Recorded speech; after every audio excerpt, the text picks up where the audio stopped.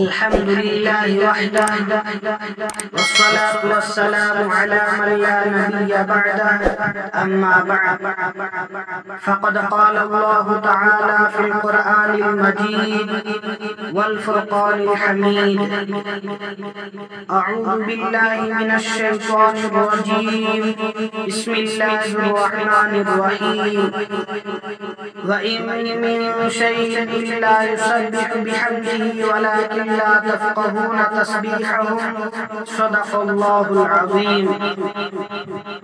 سبھی خوبی سبھی تعریف ہے اللہ کو زیبا، سبھی خوبی سبھی تعریف ہے اللہ کو زیبا، بزرگی ہے اسی آقا عالی جاہ کو زیبا، بزرگی ہے اسی آقا عالی جاہ کو زیبا۔ بزرگان محترم اور نوجوانان اسلام، اللہ تعالیٰ نے جتنی بھی مخلوق پیدا فرمائی ہے وہ سب اللہ تعالیٰ کے شکر گزار ہے، اور ساری مخلوق اللہ تعالیٰ کا ذکر بھی کرتی ہے اور اس کا شکر بھی ادا کرتی ہے۔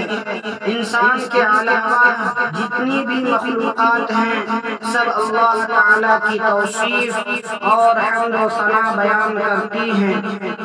ایک مرتبہ حضرت داؤد علیہ السلام کے دل میں خیال آیا کہ میں اللہ تعالیٰ کی کتنی اچھی حمد و ثنا کرتا ہوں اور کتنے اچھے الفاظ سے اللہ تعالیٰ کی تعریف بیان کرتا ہوں۔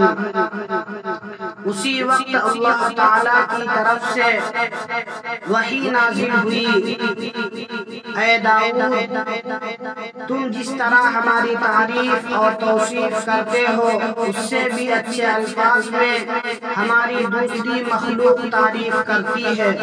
اور اسی وقت ایک میڈک ظاہر ہوا اور اس نے اللہ تعالیٰ کی تسبیح اور حمد و ثنا بیان کی۔ سبحان ذی الملک والملکوت، سبحان ذی العزت والعظمت والقدرت والکبریاء والجبروت، سبحان الملک الحی الذی لا ینام ولا یموت، سبوح قدوس ربنا ورب الملائکۃ والروح۔ حضرت داؤد علیہ السلام نے اسی وقت اپنے دل میں خیال کیا کہ واقعی میڈک چھوٹی سی مخلوق ہے لیکن یہ مجھ سے بھی بہتر الفاظ میں اللہ تعالیٰ کی تعریف و توصیف اور حمد و ثنا بیان کر رہا ہے۔ حقیقت یہ ہے کہ اللہ تعالیٰ کی حمد و ثنا اور اس کا شکر کوئی بھی ادا نہیں کر سکتا۔ روایت میں آتا ہے کہ گھاس بھی اللہ تعالیٰ کا ذکر اور شکر کرتی ہے۔ علامہ کمال الدین دلیری رحمۃ اللہ علیہ نے لکھا ہے کہ چڑیا بھی اللہ تعالیٰ کا ذکر اور اس کا شکر ادا کرتی ہے۔